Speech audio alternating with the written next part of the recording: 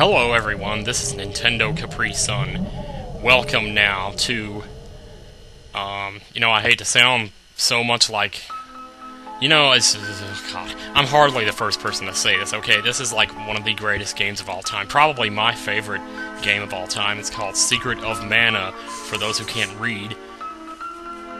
And I think we're just going to, well, first off, let me say good news.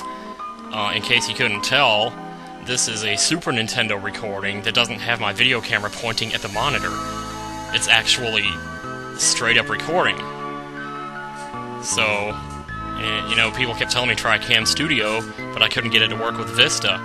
But I found a Super NES emulator that actually records. Because I was using ZSNES. Anyway. So for a moment I'm just going to kick back and enjoy this glorious music.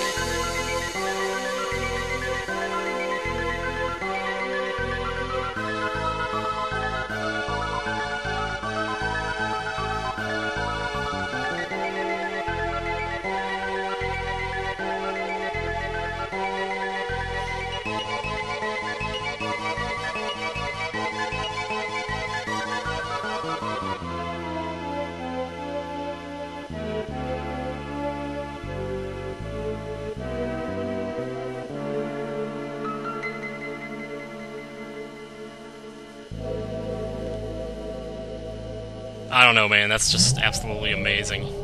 I don't even know how to describe that, But anyway, so I guess we better get started here. I guess I'll go ahead and name this guy Tim, because, well, that's my name, so let's do it. Using the power of mana, a civilization had grown strong. Well, they always start out strong, right? But in time, mana, also known as magic, was used to create the ultimate weapon, the Mana Fortress. This angered the gods. They sent their beasts to destroy the fortress. Well, you already got yourself a mess and you're not even on the third page yet. A violent war rocked the world, and mana seemed to disappear. That's strange. Before all was lost, a hero with the mana sword smashed the fortress! He smashed his face with an iron! Sorry, every time I see the word smashed, I have to say that. Though the civilization had been destroyed, the world was peaceful again. But time flows like a river, and history repeats. Now, let me introduce you to Mode 7 Graphics. Holy moly, would you look at that. The first time I saw that, I just I tossed my cookies or something. Hey, guys, wait up! I don't think I'm actually going to read the dialogue because, first of all, I'm a terrible voice actor. And, well, I'm probably not that bad, but anyway. So we're kind of just looking for a treasure here around the waterfalls, a couple of kids hanging around, the usual thing. Of course, the first time I played this, it confused me because naturally I used Tim, which is my name, for the main character. But there's another character here named Timothy, so I got confused about who was talking half the time. Even though I knew I hadn't put in Timothy for my own name, just Tim, but still, it can be a little disorienting. So anyway, I fell down the falls and I got separated from my buddies there, so I gotta find my way back to the village. Naturally, as one would assume, they're going to get back first. So really, one of the things that stopped me from getting this game sooner was just looking at the photographs in the Nintendo Power. It's like, it looked really cheesy, the graphics, and even looking at it now, I can see how someone would think that, but once you start playing it, it's just like, wow. It's unbelievable. This is far more than just swinging a sword and, that kind of thing. Of course, so is Zelda, but it's just every game is different, I guess, in idiosyncrasies, or whatever you want to say. And it would seem that we found the treasure along with a ghost that seems to be standing by. Say, what? You mean this sword? Yeah, he said something like, "It is I who asked the sword." But to this day, I couldn't tell you what it was he was going to ask, or if it was really the sword that he was going to ask it to. I think he was basically saying he was asking the sword to summon me. Or something like that. But one can only speculate at this point, right? So we'll cut the bushes, which we couldn't do earlier, and get out to our first battle. Whoa, what's a rabbi doing in a place like this? Get it? Rabbi, like a rabbit that bites.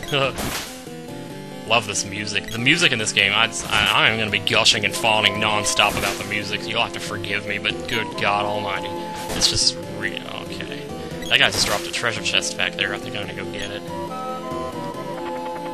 Slowly, I'll try to explain the mechanics of the game to you. Basically, some monsters drop treasure chests, and you can pick them up, and they got stuff inside, like candy, which will heal for 100 HP. In case you didn't notice, I got an HP meter now.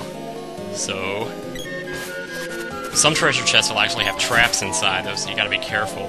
Some of the traps can be really nasty. They'll poison you, they'll turn you to stone, all kinds of stuff. But most of the time, it's something good, so you need not worry. If you see one, pick it up, you know. You can actually get some rare items that way, especially later in the game. Now, the first time I actually played this, the first rabbi that I ever hit in my life playing this game, it was a critical hit that I got. And so, when it said rabbi gets whacked at the top of the screen, I thought it was going to say that every single time I hit a monster, and I was like, oh, cool. Is this like the announcer on the wrestling channel or something? Like, oh, it's a flying bulldog, or something like that. I don't know. We're doing okay so far, haven't taken a hit yet. That just now, when I gained the skill level, this is what I'm doing with it. You can actually charge your weapon up and deliver a little bit more powerful of a blow. And that helps out. This candy will be helping too later, hopefully.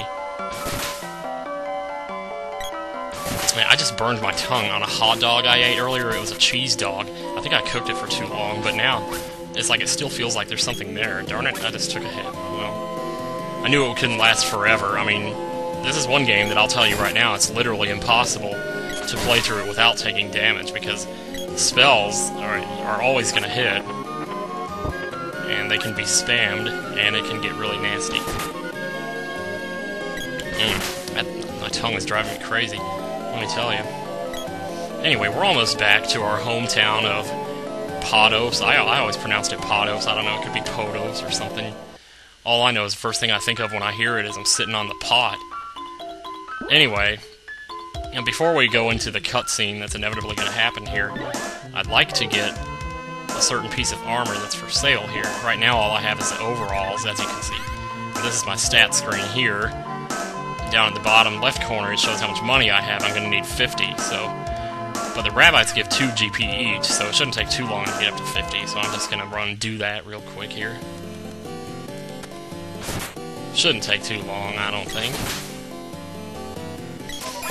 You notice I'm doing 19 damage now instead of 18. If I gained one more level, I'd be doing 20. Then I could wipe these guys out in one hit. And it would be worth it maybe to stick around and grind a little bit, but... I don't know, I don't usually grind here. I did it once. It got up to like 3,000. And then I just gave up because it was just taking too long. Got on my nerves. Eventually I tried the Game Genie code, and that just made everything so boring. This guy's a different height than me, so I'm not going to be able to hit him. See how I'm up on the bridge and he's down lower? Sometimes that'll come into play when you're fighting monsters. So you'll have to have like a ranged weapon, like a boomerang, or a bow and arrow to actually hit him, so... Well, we'll be seeing that shortly. Not too long from now. I'm actually running out of time already, can you believe this? I think probably I'll just get back to the village and we'll stop there, and maybe I'll do another segment later. I don't know. One nice thing about this game, though, is we won't have to edit out random battles, because everything... Yeah, 52 GP, we got enough. Because everything's going to happen in real time automatically, so... That's all for this episode of this Let's Play Secret of Mana. I'll see you next time, and we'll see what happens next.